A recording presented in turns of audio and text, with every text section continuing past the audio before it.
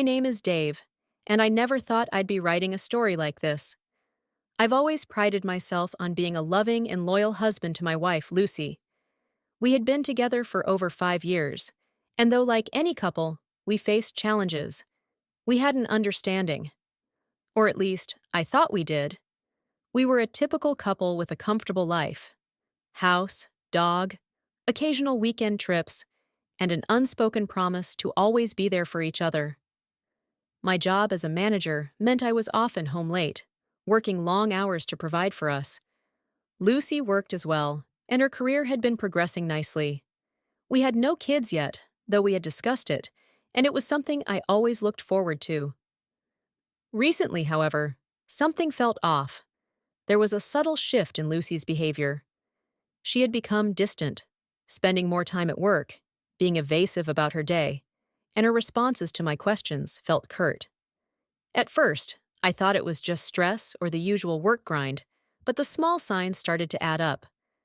Her phone had become a permanent fixture in her hand, and she'd become defensive when I asked about her day. But I shrugged it off. After all, she had been working on some big projects at work, and we all know how demanding a career can be. One afternoon, after a particularly grueling week, I decided to surprise Lucy by coming home early. My shift had ended sooner than expected, and instead of going to the gym, I figured I'd get home and do something nice.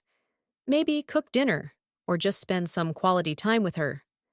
I didn't think much of it at first, but as I turned the key in the door, something felt different. There was an odd quiet in the house, no sounds of the television or music, which was unusual since Lucy liked to have background noise when she was home. I felt a strange sense of unease, but I pushed it aside.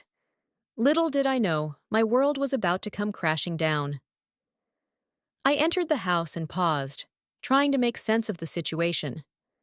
The lights were dimmed in the living room, and I could hear faint voices. At first, I assumed Lucy was on a call with a friend or family member, but as I moved closer, I realized the voices weren't coming from a phone. I peered around the corner of the hallway and froze. There, sitting on the couch, were Lucy and her boss, Tom. They were far too close for comfort. Tom had his hand on her thigh, and they were both laughing, leaning in toward each other, with an intimacy that made my stomach churn. My mind struggled to comprehend what I was seeing. Was this a joke? Was I imagining things? I stood frozen, my heart racing, as I realized that what I was witnessing was real. My wife, the woman I had trusted with my heart, was sitting there with another man, far too comfortable and far too intimate.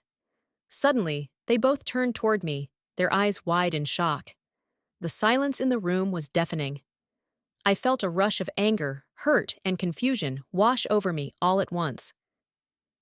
"What the hell is going on here?" I blurted out, my voice shaking with fury. Lucy quickly stood up, trying to act casual, but the guilt was written all over her face. "Dave, it's not what you think," she exclaimed, but her words felt hollow. How could this not be what I thought? Tom looked equally uncomfortable, his face turning pale as he stood up awkwardly. It was in that moment I realized the truth. The woman I had trusted for years was cheating on me with her boss, the very man who had always been so supportive of her career. I was speechless, paralyzed by the betrayal.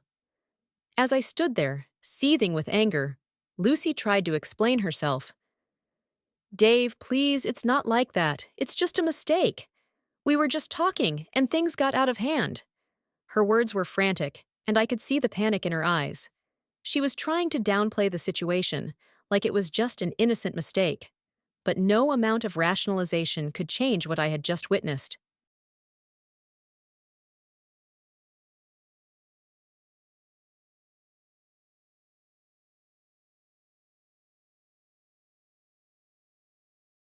I felt my blood boiling. "A mistake? You're telling me this is a mistake?" I asked, incredulous. "You're sitting here on the couch, with your boss, with your hands all over each other, and this is just a mistake." She looked guilty, and for the first time, I saw her vulnerability. But it didn't matter. She went on, trying to justify the situation. It's been stressful at work, Dave. I've been feeling lonely, and Tom has been there for me. It just happened. I never meant for things to go this far. The excuses just kept coming, each one more pathetic than the last. She even tried to put some blame on me, saying that I had been so busy with work that I wasn't emotionally available for her. But I wasn't hearing it. None of it made sense. Her tone shifted, and I could tell she was trying to manipulate me. You're never home, Dave. You don't understand how difficult things have been for me. I needed someone to talk to, someone to understand. It didn't matter. I couldn't justify what she had done, no matter how much she tried to explain it. The trust I had in her was gone. And with it, everything we had built together. Tom, who had been silent up until this point, stood there awkwardly, his eyes darting between Lucy and me. He knew this was bad. He knew what he had done. Look, Dave, I'm sorry, Tom said, his voice low. I never meant for things to go this far. His apology felt empty. The damage had been done. How could I look at him with any respect after this? I had trusted him as a professional, someone who had mentored my wife, and now I found out he had been taking advantage of her vulnerability. You should be ashamed of yourself, I spat. You've ruined everything. Tom didn't have much to say after that. He looked like he wanted to leave, but the damage was already done. The whole situation was too awkward, too much to process. But I knew one thing. I couldn't let either of them off the hook so easily. They both had to face the consequences of their actions. The aftermath of that awful day was like a never-ending storm, with emotions swirling uncontrollably inside me. I couldn't stop replaying the scene over and over in my head, trying to make sense of everything. How could this have happened? How did I not see the signs sooner? The trust I had built with Lucy, the love we shared, all seemed like a cruel joke now. It wasn't just that she had cheated, it was the way she handled it, the way she so easily dismissed my feelings. Her attempt to justify her actions felt like a slap in the face, as if I didn't matter, as if our marriage didn't matter. She tried to shift the blame, saying it was because I wasn't there for her, that I was always busy with work. But I knew deep down it wasn't just that. There was something deeper, something broken inside her. It wasn't an excuse, and I refused to accept it. I spent the night tossing and turning, unable to sleep or even think straight. I felt betrayed, angry, hurt, and confused all at once. I didn't know what to do with all these feelings. It felt like the life I had built was crashing down around me. I couldn't understand how she could have done this, and worse, how she could be so casual about it, as though it was nothing. It was as though everything we had built was just a facade, and now it was all coming apart. The next morning, I knew what I had to do. I had to confront the truth, as painful as it was. I had to acknowledge that the marriage I thought was solid wasn't real. There was no way I could continue living with someone who had betrayed me so completely. It was hard, so incredibly hard, but I knew that the trust between us was gone. And without trust, there was nothing left. Lucy begged me to reconsider. She was crying, apologizing, and pleading with me not to give up on our marriage. But I had made up my mind. There was no going back.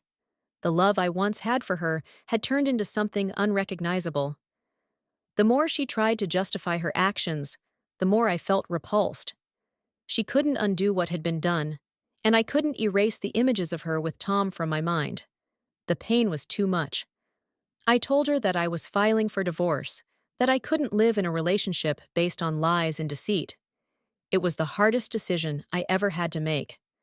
Divorce wasn't something I had ever considered, especially not after years of building a life together. But in the end, I realized I was worth more than this.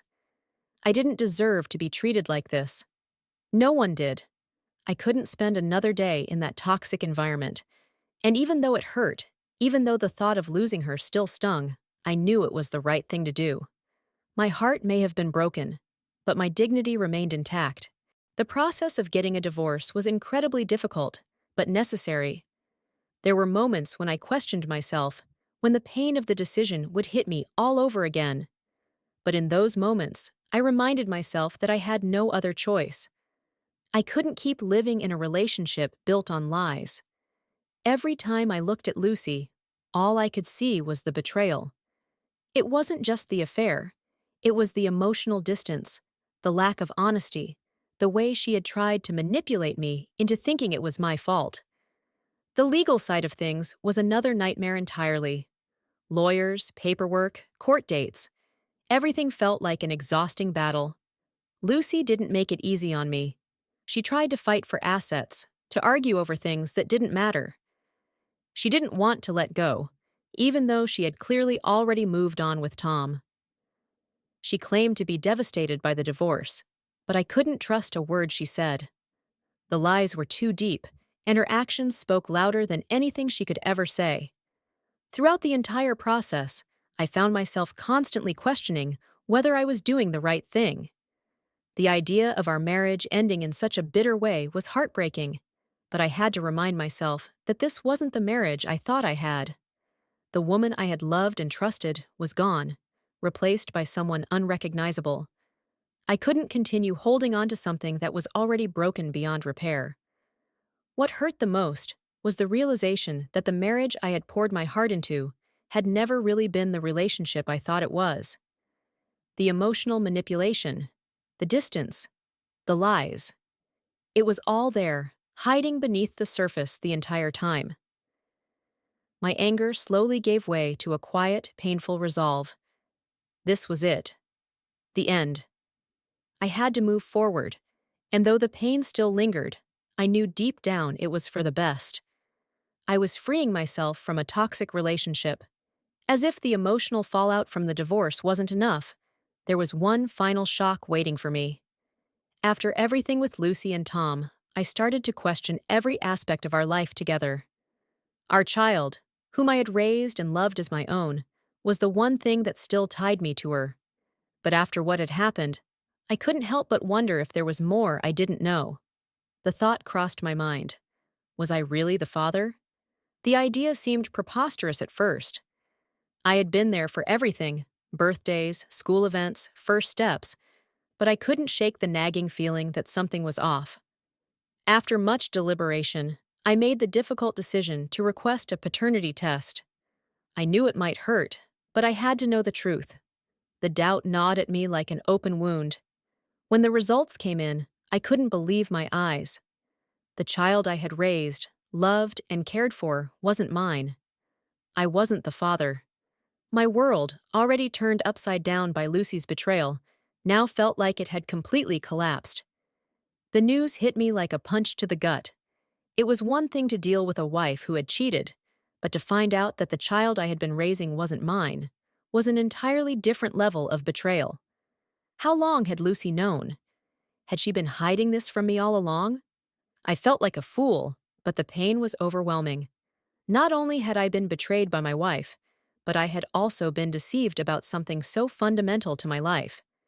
The emotional devastation was indescribable. In the wake of the DNA test revelation, the divorce proceedings became even more painful. The child I thought was mine, the one I had spent years raising, was now a painful reminder of everything that had been ripped away from me. I couldn't focus on anything except the betrayal. My trust in people had been shattered, and it was hard to see how I could ever heal from such a profound loss. But at least now I knew the truth. It didn't make it easier, but it was a step toward closure.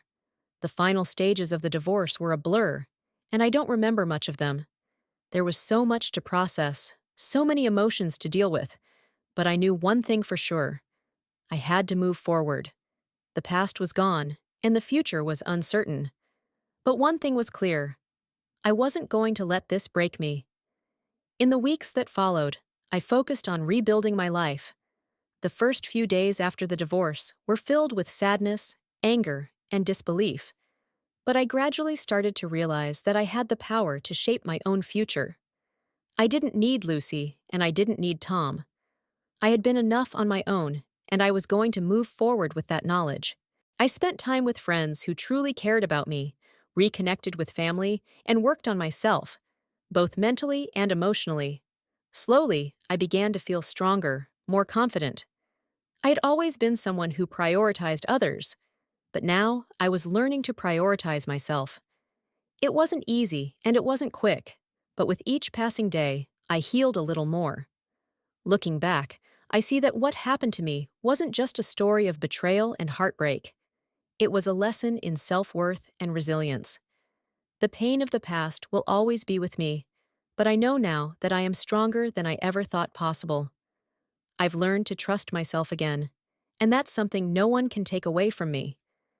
As I continue to heal, I am moving forward with the knowledge that I am worthy of love, respect, and honesty, something I will never settle for again. Thank you for watching, and if you haven't subscribed to my channel yet, please do so and press the notification bell.